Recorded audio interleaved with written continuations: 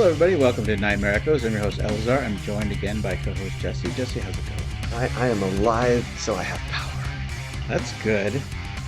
Today we are covering Insidious The Red Door 2023. It's the fifth movie in the franchise. It brings back the characters from the first two movies. Even though we wrapped up their story before, we re-unlock it to have some more Scares. scares. Yeah, exactly. There you go. It is 107 minutes long, and this time it's directed by Patrick Wilson, who's the father in the family, and it's his directorial debut. Besides this Hmm. movie franchise, he's known for Aquaman, Prometheus, Watchmen, but he was obviously also in all of the Conjuring movies. It's written by Scott Teems, though the story credit is Lee Winnell because he wrote the original one. Scott Teems worked on Halloween Kills and Firestarter remake in 2022. Other principal cast are Ty Simpkins, who plays Dalton, who was that little kid in Iron Man 3, and then the little kid in Jurassic World. And I really didn't see much from him, even though he's been in movies since those movies. It is pretty cool that they keep using the same actors, Yeah. this many years apart, and it's still the same kids, but older now. Right. I love that. Yeah, the kid that plays his younger brother, Foster, Andrew Astor, hadn't done a role in 10 years, but Yeah, he came back for this movie, which I think was fun. very cool. Yeah.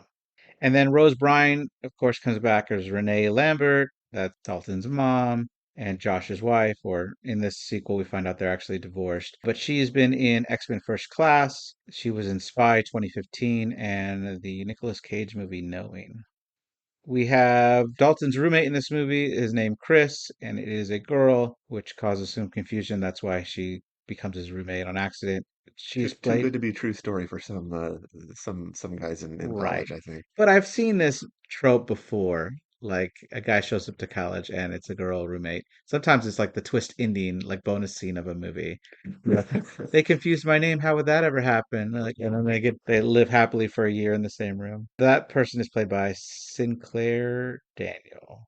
And then the professor that does this initial accidental hypnotization of Dalton in this movie, is played by Haim Bassis. And we covered a movie with her in Hellraiser 2022, the remake. She's the woman that goes and gets the box for the guy that's doing all the things behind the scenes in that Hellraiser movie. And then, of course, Lynn Shay has a brief cameo as Elise Rainier, as well as so do Tucker and Specs, just a tiny Mm. thing in this movie. But the budget for this one was $16 million, and it made 189.1 million worldwide. So these movies keep making money, Heck yeah, which is why a sixth one is coming out of course, very soon. of course. And I've seen the trailer, and it already looks terrifying to me. It involves a dentist, and that already Oh, that wow. already terrifies me enough. Yeah, primal fears right there. Yeah. Exactly.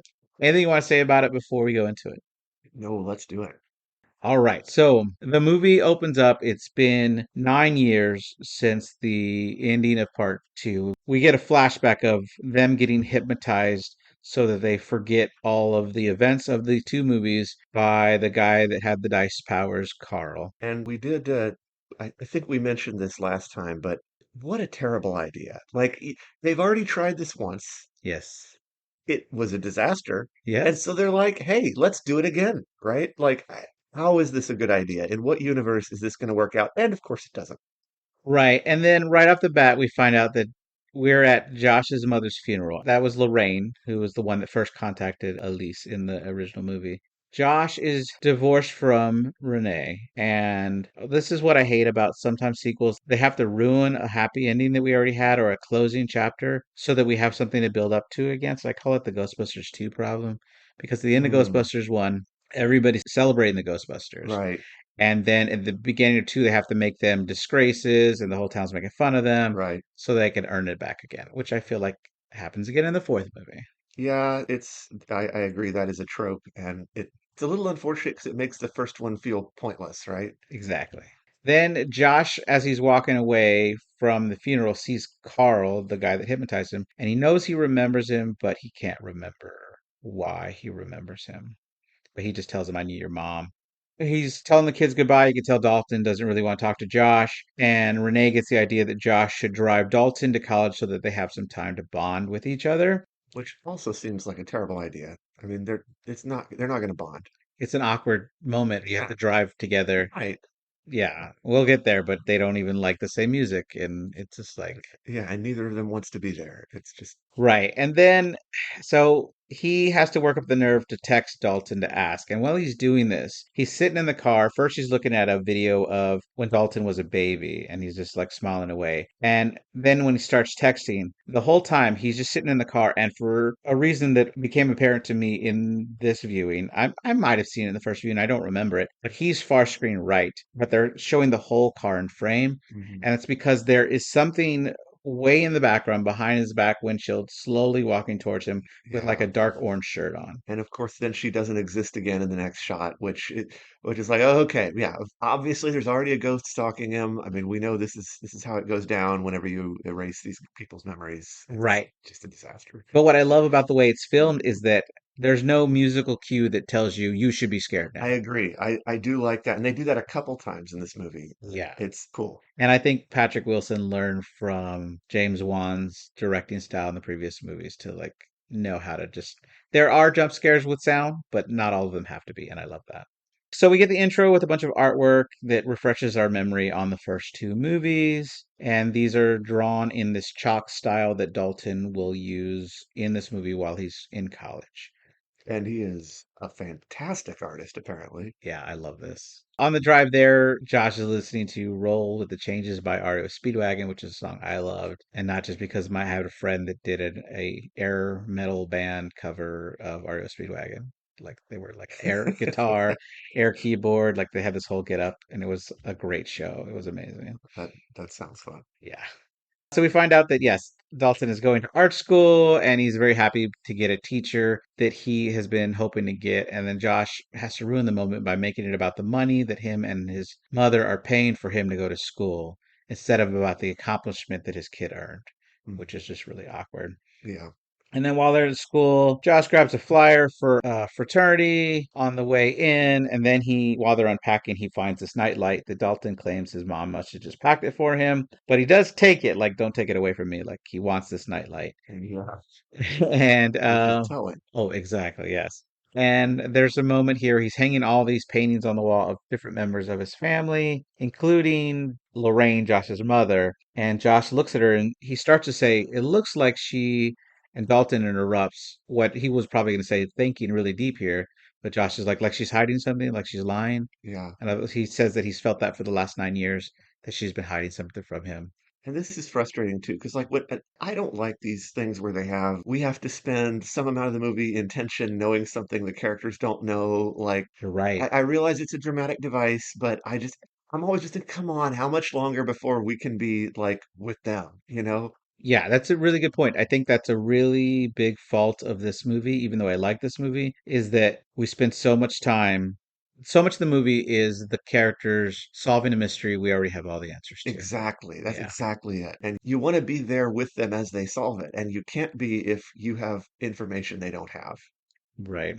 And so then this is where Chris shows up, Dalton's roommate, who is a female. She says a couple of jokes which don't land because it's obviously an awkward moment between father and son. And she says she'll go to the housing to see if they can get that changed. This is where Josh hands him to the flyer, telling him to go to the frat party because you'll have a good time, you'll like it. And Dalton's like, you don't know me at all. Like, I, what are you doing? that was another one of these really awkward things. Yeah, ugh, Yeah. painfully awkward. So Chris comes back and she's saying after Josh leaves and like it's really bad. They have a blow up argument. Chris comes back. She says that she's got to be his roommate for just one night, and she pulls out this little piano that It's a she uses. melodica, Say it again. a melodica. Nice. I like it. Well, but she when she tells him, You "Do you want to want to blow blow my my hooter? hooter?" Yeah, which is like okay, no one, literally no one calls a melodica that. But Well, okay, she did it on purpose. It yeah, was to throw him off. I do think they're fun friends. I think that for yes. me, they work well. Although there's sometimes where she's a little over the top in the movie, but I like her character in Well, general. I kind of like having an over-the-top character to balance out all the serious, like, especially Dalton being so mopey and like Edward Scissorhandsy. Right. So I think it's nice to have a character to bring a little more light into the Yeah, I like it. Some lightness, some comedy, right. levity. Yes. We do get some more backstory for her, even though we already know all this. Although we do find out that they told Dalton that he was in a coma for a year because of viral meningitis. So that's kind of their cover story. And then he pulls out the nightlight, which she's not excited about, but she doesn't tell him to turn it off. Yeah. It is funny though. She's like, as long as you're not going to bust out some nightlight or something. He's like holding it like, The next day, Josh is leaving Dalton a voicemail telling him that he's going to listen to his advice because he told them that Josh was saying that his memory is muddy, like his brain seems slowed down, and he mhm. doesn't know why. And Dalton says, well, maybe you should seek professional help. So he leaves him the voicemail to let him know that he's going to go ahead and do that. And while we're hearing this voicemail, Dalton's on his way to his first day at art class. And this is that Professor Armageddon, who is played by Hayam Abyss that I said we covered in the Hellraiser. And she asks everybody to pull out a piece of art that they would stand by and they would represent. And then she picks a kid named Alec who did this beautiful drawing of a guy pulling out a sword, gives him a lot of feedback, but he thinks it's a compliment, but she says it's a criticism. She basically trashes his art and wants him to tear it up, which is like, I don't like this art teacher at all. I mean, I'm sure there are a lot of art teachers like that and Sure. think they're badasses or whatever. And I just think that's stupid. It is frustrating. Yeah. So the Okay. guy quits the class. I mean, he says he didn't quit, but she says he did. He just doesn't know it. And he could have redeemed himself in her eyes right there by ripping up this masterpiece that he worked months on. But he just quits the class instead. Good for him. And then Dalton rips up the picture of Lorraine that they were staring at earlier in the movie. And she comes over like, why would you rip such a beautiful piece of art? And I'm like, are you kidding me? Yeah, I know. But then she says, do it one more time for good measure. Yeah. So he does. And then I don't like her at all. Really don't like her. sure, okay. Yeah, it was hard to watch. And then she gets everybody to start drawing a picture, and she says she's going to count backwards from 10, and you can instantly see, oh no, he's going to get hypnotized somehow. Yeah, yeah. But that's good because it creates the suspense, the tension, right? Right. And I think this movie in general does that pretty well, like setting up the tension and you kind of know what's going to happen. And it's the other side of the knowing something they don't know is it does work well for tension. Yeah, I like that. So while she's telling them to go further and further into their painting, he's getting flashes. He's painting this red door from memory, even though he doesn't know why he has this memory. And then he sees like a hand of the lipstick feast demon like come out and reach and grab him, which scares him. Well, and it injures him. It cuts his finger, Yeah. and And she comes over with a band-aid. I guess we've seen in this movie before, ghosts can physically hurt you. So Right. I mean, okay, it's not a ghost, it's a demon, but same thing, right? Yes, They can physically hurt you. but So, it's weird. But it puts obviously a red tint to the door, yeah, like staining the painting red. it actually makes it look kind of cool. So, It's a cool effect, yes. We cut to Josh, who's getting an MRI. From the point of view, he's in the machine, and the doctor tells him to stay as still as you can, as long as you can. But if you squeeze this ball, we'll let you out. We'll take a break if you need it. But then, from his point of view, the lights cut out, and he can't hear anybody. He starts stressing out. He starts squeezing the ball. The doctor doesn't let him out. But then, in the doctor's voice, he hears the door is open. He senses someone behind him. There's a hand coming slowly at him, which we see, but he doesn't at first. And then he looks up to see nothing and then looks in front of him. And then there's this scary older guy coming, crawling through the tube, which seems elongated. yeah, very much so. And then we do get a jump scare sound in this one. Of course, we know that the door is open quote is not referring to the door to the MRI room. MRI room, right? It is referring very much to the door that is the movie is named after. Right, that Elise opened in part four that let us know that she is the one that started everything for the Lambert family by Right. accidentally opening and not closing the door. Because she's such a no, I'm just kidding. I love Elise so much, but she should have just shut that door. Yeah, right. She would have stopped this whole Yeah, but franchise. then we wouldn't have the movies. You're right. You're absolutely right. He meets with the doctor, but fun fact, Dr. Bauer is played by E. Roger Mitchell, who was Detective Wright in the Black Phone. They're the ones that went to go Okay, talk to cool. Gwen when they believed her superpowers might actually Yeah, do yeah. something. So now that Josh is dressed again, he explains that there's nothing wrong with his brain, which should be a good thing. Josh wants more answers, so he tells him to play memory exercises and kid games basically to see if he can And he is keep his insulted by this suggestion. right, Like, clear, he is not happy with that suggestion at all. which is fun. I like playing kid games. Yeah, I know, but yeah, him and Dalton are both have like they're both in a bad mood. I mean, it's like throughout much of this movie, they're both just seem like they're just ready to, I don't know, blow up or something. Dalton returns to the room with his painting and he spreads the blood over the door, which kind of covers the top of the door, but not all the way to the bottom. It is a really cool effect how this blood turned into paint really added color to this black and white painting. Hmm. He goes to turn on the lamp, and then there's blood on the lamp for some reason, which shines even more red on the painting. Yeah. He's trying to clean it up. We do get a jump scare here where a bed sheet jumps up and starts attacking him right when Chris walks into his room.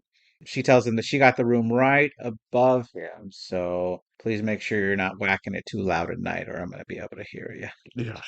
And then she finds that flyer for the frat party that his dad left, and she says they should just go, that they could just have fun. And they get there outside, this guy is handing out some pudding in a diaper with bananas in it that looks so disgusting. This is the worst frat party I've ever seen. Yeah, and the leader of the frat, named Nick the Dick, claims he's fighting for man's rights to be man. And he is not a stereotypical frat boy at all. Like he's like a skinny, nerdy looking dude, right? Right, Like he's not exactly. when you think the head sort of frat boy of a frat house, right? You're thinking of some jock, like muscular football player type, and Right. this is the opposite. I think of the guy from Revenge of the Nerds 2 who also was in Cabin in the Woods. He was the scientist Yeah, yeah, in Cabin in the Woods, that's who I think of, like the stereotypical one. right. But they talk about how they're in trouble because they had some tragedy where a kid died in their house. Dalton and Chris go upstairs. They make it to Nick's room, and she goes out exploring because she finds his butt cream and she wants to do pranks by putting it on the toilets. So he stays there and he sees this kid in the bathroom, which is a ghost. Quite Well, clearly. the sick kid who's vomiting and vomiting and vomiting and screams at him to make it stop and close the door. But he doesn't understand. He thinks he means the bathroom door. Yeah, it's not the door he's talking about. Right. So then Nick comes back in and he hides under the bed. And when Nick goes into the bathroom to put his condom in his underwear because he's wearing like a big diaper, like Yeah, as a costume. which is again, what a dumb theme. It's like, come on, guys. The sick kid isn't in the bathroom anymore, and once Nick leaves, he sees the ghost on top of the bed as he's crawling from under the bed, and the ghost vomits all over his And face. that is, I mean, you want to scare me. That's a scary. I do not want a ghost vomiting in my mouth. You're absolutely right. That is not what you want. Uh, and so he's freaking out when Chris comes back in. They have to pretend to make out. She pretends to be like a ditzy girl that's making out with Dalton when Nick shows back up. And then she kicks Nick in the dick so that they can escape. Back in his room later, Dalton is listening to the voicemail from Josh. He's adding to the picture and he's starting to draw a figure sitting at the bottom of the door. As he starts to fall asleep in the chair, he finds himself astral projecting in the blue lit area like we're used to. And he walks up to Chris's room and he, And just he doesn't remember he has this ability. So the fact that he turns around and sees his body and acts like, "Oh, yeah, that's my body," like you're not at all phased. Like it's a little strange, maybe deep down his body just knows what to do. I guess. But you're right. So he goes to play her hookah or whatever. Hookah. Melodic, yeah. Melodica. And this wakes her up, so he drops it and leaves the room. So she shows up with the melodica. And the way it looks is like freaking. I mean, she can't see him, right? So it's just hovering in the air. So she just sees it fall and then sees the door slam. And I mean, she assumes he had run away or something, but it's like, Super fast. yeah, Yeah. Right. So she's like, tell me you're not just some pervert. He tells her where's my mayonnaise? what he just did. Such a good line when she wakes up. Where's my mayonnaise? That's funny. Yeah. He tells her that in the frat house, he saw the ghost kid and he tells her about what he did, where he was in this dreamlike area and his body was just there. And so she's curious with him of what's going on. We see the next morning Josh in his big house. It's his mother's house, which is a massive house for one person to be living in. The camera focuses when he's walking downstairs to make coffee on the fact that there's two other doors that he did not come out of and they're both closed. But when he comes back upstairs with the coffee, the door to his mom's room is open and he has a peek in. We see some medical equipment that she must have had it towards the end of her life and he just closes the door. Downstairs after eating, he sees the text from Dalton saying that they went to the frat party and it was lame, and with a picture of him and Chris. Then Josh plays a memory game on the window with photos of his family, and Which is he's fortunately really bad at this. the weirdest thing. Like, I mean, why would you play memory by taping things on your window? Yeah, instead of like cards. Instead of anything else. I mean, Yeah, anything. Like, what, you could put them face down on a table. Right. If you're going to tape them on something, why a window? Like it's like you're trying to advertise to the whole neighborhood that you're stupid. And that you're hanging pictures of your family upside down. What are you doing? It's the weirdest thing. Right. That threw me for a loop. I can't explain this Right. behavior. But it did give us a great another freak out moment as this entity is outside, the guy in the orange shirt, and he's slowly getting closer every time he lifts up a card. It is a great moment, but it feels too contrived to me. It's Sure. just so strange. Okay. But yes. Right. Okay. So as the figure gets closer and closer, he finally crashes through the window and then he appears behind him. Josh looks and the window is broken. Yeah. Then he runs Well, upstairs. again, ghosts in this world can physically affect things. So, Right. He runs it upstairs, and since the doors are all closing on him, he's kind of forced to go in his mother's room where apparently the ghost wanted him to be. Then the ghost jumps, attacks him, sending him into his mother's closet, which makes a bunch of things fall, and then makes him find a box that the ghost wanted him to find. it says Ben Burton on it. Okay. Back in the class, the professor brings up some imagery and talks about good and evil, and even mentions a father devouring his own son. At the same time this is going on, we're seeing Josh go through the box to see pictures of his family. That night, Dalton calls his brother to see if there's anything that he remembers about a red door, and his brother, Foster, thinks Dalton to talk to their mom, Renee. Yeah, Uh, and I wasn't clear at this point on whether he remembered, but apparently he doesn't. so Foster has dreams about the night that happened in part two, where his father attacked him with a hammer. Yeah, but he doesn't remember, right? Right, he just dreams about So him. his memory was, I guess, erased too, or I mean, he was what, 7, maybe? yeah, but still, Yeah. I don't know, maybe the trauma just kind of made him forget, but he still remembers it in his dreams. yeah, it's another little loose end. Okay, sure. And then we see that Dalton on the painting that he's added, the drawing is starting to have a face appear, and that there's a person holding something in his hand. Chris comes in with information that she found on YouTube that it's not a dream, and she brings up a video posted by Specs and Tucker where they talk about astral projecting. Of course, they're still funny. I love them, and I'm sad that they're just in it so tiny. But they talk about going into the further, and so, She just believes this. oh Like yeah, I mean, she doesn't question it. Yeah, I mean, she is a weirdo, so I guess it makes sense in a sense. But right. it is remarkable how easily she just, oh yeah, this must be real because I saw it on the internet. Yeah, that's true, but I would say that it's a trope in horror movies to get a person of color and have them just have more knowledge than other people.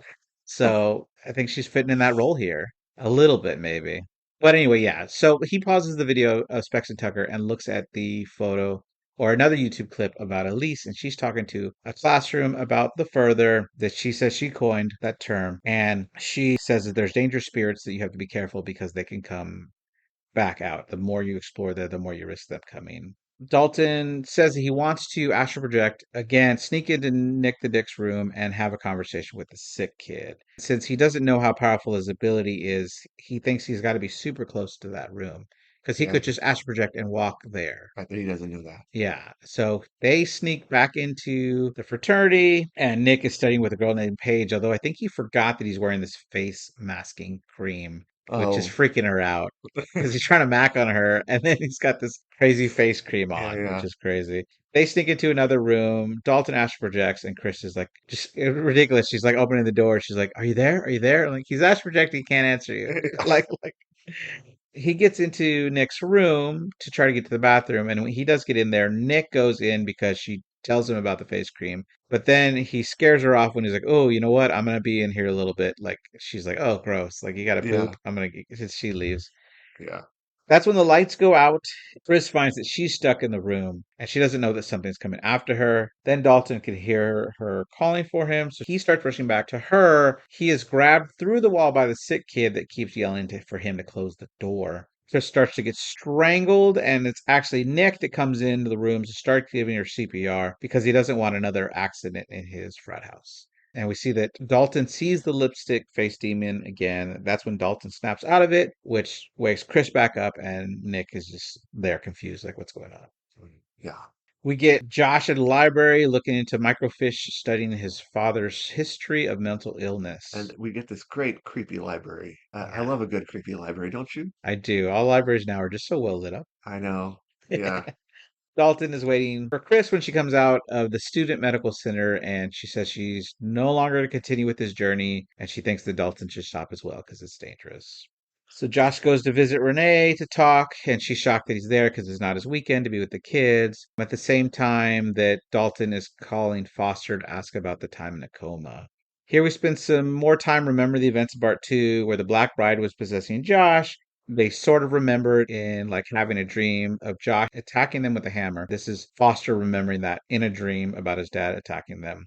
And we see that Dalton finishes the painting to show The hammer. the hammer. Yeah. So Renee updates Josh on everything, and we find out that his father ended up ending his own life to try to end this curse. So Josh is unhappy that he was lied to, but Renee said they both agreed to it, And and she's been lying to them for yeah, and he's still mad about it, even though he now knows he was totally in on this. it was his decision. Yeah, he's Yeah. still mad about it. It's kind of like if you were to go in like Total Recall, right? And Yes. like it's like, man, I'm so mad that I did this to me. I don't Yeah. know, kind of weird. Sure. I do like the joke, like, past Eleazar is Yeah, worse than me. that's right, exactly. Uh, Yeah, and I know it's really just they wanted to explain it to the audience what's going on, right. right? And But then if I didn't say it, Renee is saying that she's had to lie to the kids who've been having nightmares for 9 years. Oh, if I didn't mention also, they have a daughter that was born way after this fact. They had a third kid who's barely in the movie. yeah, no, it's kind of an odd addition since she doesn't seem to have a purpose. Right. So that's when Foster looks at the painting, which seems to become 3D. He can, He can grab the hammer. it's like he turns to the side. It's a very cool effect. The hammer is physical, and the rest of the painting is just a painting. Right. It is very awesome. And at the same time, Foster comes in to show their parents the painting that he made and asks, Dad, is this you? Yeah, Like, so yeah, he picks up this hammer and he relives the events from the second movie where they're getting attacked by this hammer. So he jumps to intervene. He tackles Josh in this memory, and then he has a flash of the Black Bride strangling him, and then he ends up trapped in the same room from the first movie where Tiny Tim is playing again. yeah. And so he remembers, like, they're displayed all over the room. Are the events of the movies displayed with mannequins? Which I thought was interesting. It's a little unclear to me the boundary between, what's a memory, what's really happening, what's like Yeah. I'm not completely sure. I guess he really is there, but was he really back in time in that Right. memory? I don't think so. I think it was a trick by the lipstick demon. Do you think? I do, because I don't think the Black Bride was there. I think the Black Bride's been defeated. Because we have established you can time travel with astral projection. You're right. And yes, the further time is wonky. Yeah. So I guess it's up in the air. It's up in your interpretation. In the real world, though, we see that the demon has taken possession of Dalton, and Chris shows up, and she brought a string of red lights, but Dalton says he's not scared of the dark anymore. But as she plugs in the lights to test them out, at one time it lights up, and you see his face is turned into an evil Yeah, face. as soon as they showed him waking up again, right? My thought was like, wait, if that was real, how'd he escape from that room, right? Right. And then when he said, I'm not scared of the dark anymore, I was like, oh no. So then Chris looks up, and Dalton's disappeared. And when she finds him, she sees his new face, and she is instantly flung against the wall with some force. Then Renee looks up. She's ready to step up. She looks at her metronome because, as we know she plays piano. She uses it to put Josh under because everyone in this family knows how to put someone under if they need to now. Yeah, maybe she apparently. maybe she spent time learning. I don't know. So Josh, in the further, finds Dalton pretty quickly. He finds him chained up and he uses the hammer to free him, which scares the crap out of Dalton because all he sees is his father striking at him with a Right, hammer. yeah. And Josh has to explain that he was possessed at the time, but Dalton right now is possessed in the real world and they need to save him from himself.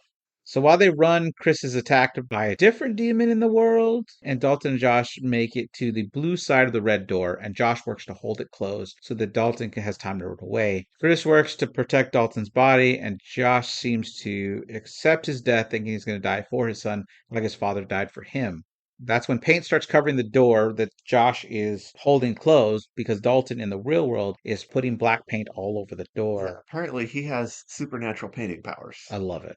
So, I mean, it makes sense, right? He's a good artist. It's kind of like in the Umbrella Academy, the girl with the violin and her power is playing the violin, right? I mean, this is kind of the artist equivalent of that. And I'm thinking this is great, right? He can be the next Elise. He can just paint ghosts away. Like, I mean, I wonder if he were to paint a picture of a ghost that's haunting somebody, could he just like turn them into a clown and that would just, This I love this. Then this is a tangent. It's like Danny when he grew up after The Shining, he was trained by the groundskeeper because in the book he was still alive, but in the movie it's his yeah, ghost. How to imagine a lockbox with a combination only he knows, and to imagine the ghost inside closing it and locking the ghost in. Hmm. And it would just like scream forever, and eventually the screams would die down. Hmm. And so he just collects all these ghosts throughout time in his brain that are just stuck there in all these Oh boxes wow. that in the movie at least he uses to like come back and fight another entity that's trying to take his brain. It's crazy. Huh. It's really good. They close the painting. Josh wakes up. Outside, Chris thinks they should burn the painting and forget, but Dalton explains that that didn't work before and they need to remember, which is good No because duh. third time's the Yeah, charm. really. Then Josh, in the further, seeks out his father, and they do have a moment, very brief, but he leaves the lantern for Josh to find his way home. And when he wakes up, he reports that Dalton is okay, and that's when they get a call from Dalton asking if Josh is okay, and they say he is. Now that it's daytime, Renee invites Josh to come early next week to have dinner with her and the kids, and we have promising hope that maybe they'll reconnect now that they've gotten past all these lies. And Yeah. as he gets to the road, Josh sees Elise and he knows that he knows her, but he doesn't understand why. She gives him encouraging words for the future. While this sets up a nice wrapping bow for the Lambert family, it also sets up the fact that Elise is a more main character in the next installment of But the movie. what's driving me crazy is this is when she shows up? Right. Like, I mean, the entire movie's happened. She couldn't show up during any of that. How busy can she be as a ghost? Yeah, I don't know. Well, maybe she's going around helping people all over the world because in the next movie, she helps someone that has the ability to, based on the trailer, she has the ability to go and help somebody that's going into the further on accident to stop them. So Yeah. she's gonna be working with people. So maybe she's like Spider-Man. She's everywhere. That's what I'm gonna have to believe. At least giving them some information, you know? Yeah. Like, Well, they mean this door. yeah. Close this one. You know what, Fear? I'm here. I close it for you. You've been meaning to do that for a long time. I knew there was a draft. So we cut to the painting on the wall, and we don't see it right away when Josh comes in, excited that he's made the wall. And then we see that the painting is of Josh carrying Dalton as a child with the lantern in the further. Hmm. And as the credits roll, we get the song Stay by Ghost featuring Patrick Wilson. Which, what creepy lyrics. Did you listen to the lyrics of the song? Tell me. It is a freaking creepy song. Like it's the whole "Stay with Me," but it's definitely from the perspective of the ghost that's trying to keep. Like it's really, it's terrifying song. Awesome. It's really good, but it sounds like a sweet song the way it starts out. So it's like if you're listening to it, you're like, "What the heck are these lyrics?" Pretty All funny. all right. So how do you think Patrick Wilson did as a director? No, I thought that the atmosphere and everything was really good, you know, the cinematography and stuff. I really liked the transitions, like transitions from one scene to another that were very smooth. I mean, we talked about the hammer becoming real, but also the power in the MRI seeming to go out. I really liked those transitions. They were very smooth and scary. Awesome. I think it was quite well directed, actually. For a first-time director, that's impressive. But I guess he already had a lot of experience in the industry, so Right. kind of knew what to do. I feel like it's a pretty good. Sometimes you get a sense that a movie series has jumped the shark, but I definitely am not getting that yet. Like, I think it's still keeping the same feel and the same vibe and everything. Don't you think so? I do. I'm glad that they waited so long to continue with the family. Yeah, So by the time it came out, I felt like, oh, I like these guys. I yeah, want them again. right. Even though I thought the third installment was solid, maybe my favorite. The fourth wasn't at the top for me, but I still enjoyed it. Yeah. But yeah, I was good to see it. With that in mind, though, do you think we ever should bring the Lambert family back? Do you think we should wait a while if we do? I like the idea of waiting a while, like for the same reasons you said. I think that lets the heart grow fonder, you know, lets us want to see them more. I do think we should see them more because man, they're powerful, Yeah. right? Like they got some cool abilities. I want to see more of that, right? Yeah, that's like me at the end of Stir of Echoes. That Oh kid yeah. is super powerful at the end. Mm-hmm. He could hear all these ghosts. They did make a follow-up and it was really bad. Like we see the kid for Yeah. a second And and that's what I mean. Like it yeah, happens so often, but this movie they've kept the vibe going pretty well, even through changes in directors and everything. but keeping the same actors helped a lot. I agree. I think that did help. And the end of this movie, someone in the YouTube comments pointed out, hey, there's no jump scare ending to this one. And it's like, oh, you know, does that mean the story is finally over, but like you said, sequels coming out. So It just made so much money. And overall, every movie has made money. So they haven't stopped. We haven't got right. to the point where it's direct to video. Although I can't lie, in 20 years, I'd love to see Insidious in space. Not enough franchises go to space anymore. I Uh, want Chucky in space as well. Can't lie. This would be great. And then Art the Clown in space. Come on. that's odd. Yeah, I'm not sure what to Yeah. make of that. Well, it's not going to be for this next one, I'll tell you that. It takes place during New Year's. They're picking a new holiday, like New Year's Eve. Oh, okay. So we'll see how it goes. Thanks for being here, Jesse. No, thanks for having me. We are Nightmare Echoes. We have episodes every Monday. This should come out right as Insidious 6 is coming out in just, I think, 4 days. So go see it if you're going to see it. I'm going to go see it. I'm excited about it. Please like, subscribe, share this with a friend. Please give us a 5-star review if you can. And remember to close the door. Please close the dang doors. Would these people didn't have parents or Yeah, what? really. Bye.